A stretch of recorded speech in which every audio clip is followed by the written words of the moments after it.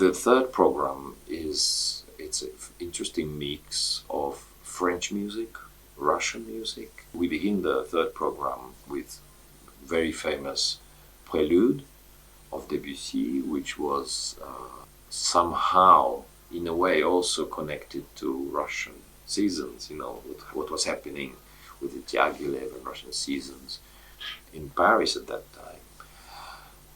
We then follow by very important composer in French musical history, Henri Dutilleux, who wrote a cello concerto. And this time we will have a wonderful Japanese cellist, Michiaki Ueno. This concerto for me, it's almost already became classic.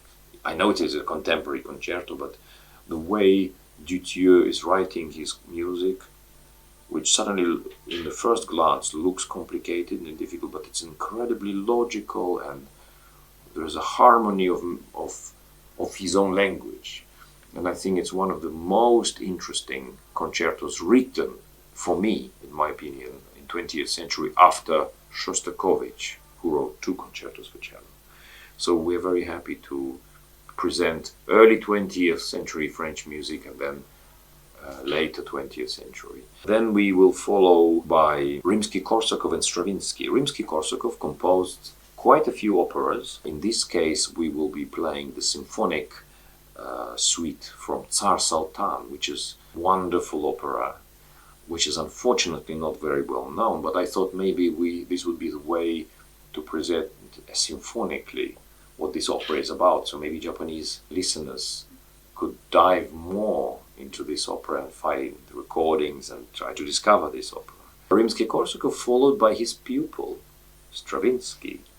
Stravinsky, who writes the Firebird ballet, and it's interesting how Stravinsky, who writes a fairy tale based, on of course it's Pushkin, but it's based on the folkloric fairy tale. Stravinsky, who also writes fairy tales. So I think this teacher and a pupil, though Stravinsky is already completely independent and he has his own personality and signature musical language, he is not a young pupil in that regard, but they are different composers, but there are so many more similarities in colors, imagination, fantasy, beauty in the orchestra. I think that's what Stravinsky learned from Rimsky-Korsakov, how to use the orchestra in the most colorful way.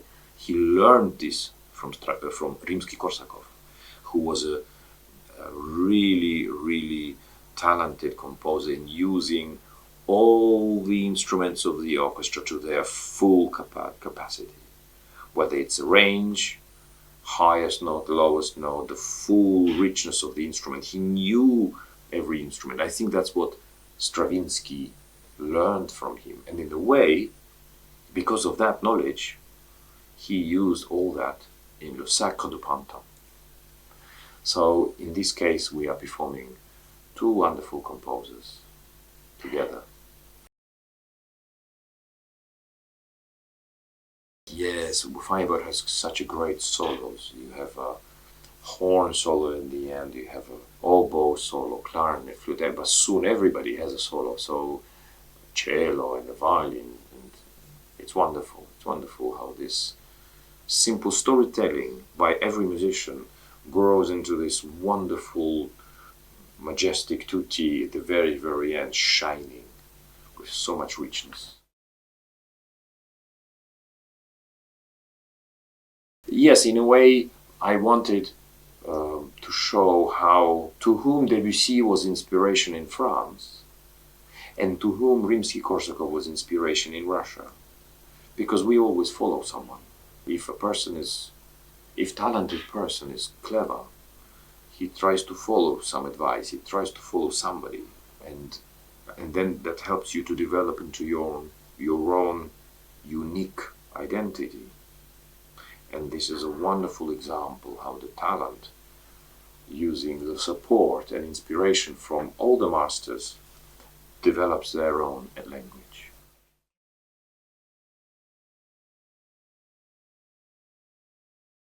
The connection between the cello and the orchestra in this cello concerto is very interesting, because it somehow sometimes makes cello important and individual solo instrument, and then sometimes it becomes part of the whole orchestra, where in this orchestral, where cello becomes part of the orchestral structure, musical line sometimes, but you still always have individuality of this cello. You never lose the presence of this cello, and it goes around the whole orchestration and the whole form builds around the cello somehow, but sometimes taking it with it, and sometimes cello tries to separate. This is interesting how that intervenes.